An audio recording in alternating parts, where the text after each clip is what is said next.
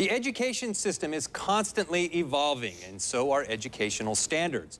And Florida students are feeling the pressure. News Channel 7's Carly Hilliard joins us live in the studio with part one of tonight's special report. Carly, what can you tell us about the new set of Florida standards?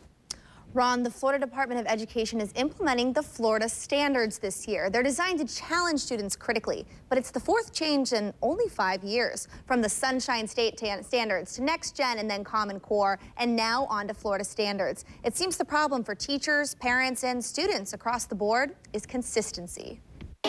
Use fact families. Use fact families. To add and subtract. To add and subtract. Roxanne Register's first grade class would likely be unrecognizable to students she taught a decade ago. It's quite challenging. Or 5 years ago. They've really got to think deeper. Or maybe even last school year. The standards for Florida students are really more critical thinking, more analytical, and students owning their own learning. Those 2.7 million Florida students, including the 26,000 in Bay County, are the first to test in the new Florida standards, loosely known as the state's adaptation of the Common Core. With new standards come new assessments. The Florida Standard Assessments. With the apparent focus on critical thinking, the Department of Education is pushing students to take charge of their learning. But some Bay District officials aren't buying it. You could argue, though, that the standards we had in place before then already had a critical thinking component involved with that. I think that's the big argument is, are these new standards that much more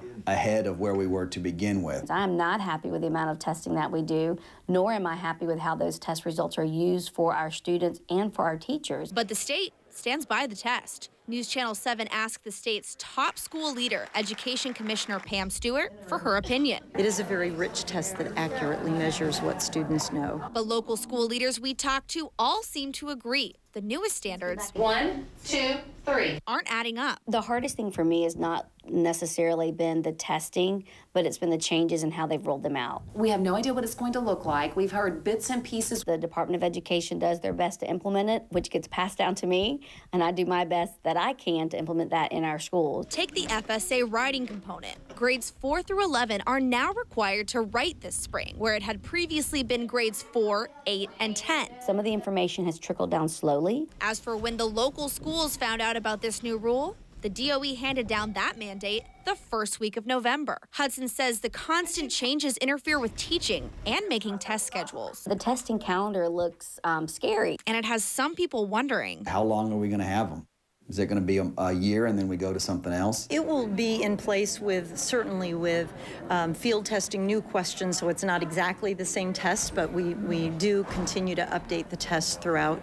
But it will stay in place as long as we have these standards in place, and we see that for quite some time in the future. A promise that has parents, teachers, and students feeling skeptical as the fourth set of standards in 5 years becomes the focus in the classroom. Now, these changes will only affect certain students across the state. Students in 3rd through 11th grades will take the FSA in English Language Arts, but only grades 3 through 8 will take the new math test. Ron? Okay, thank you, Carly. Tonight on News Channel 7 at 10, we'll bring you inside a Deer Point Elementary School classroom. You'll hear from teachers and students and how the changes in standards could affect their futures in part 2 of tonight's special report.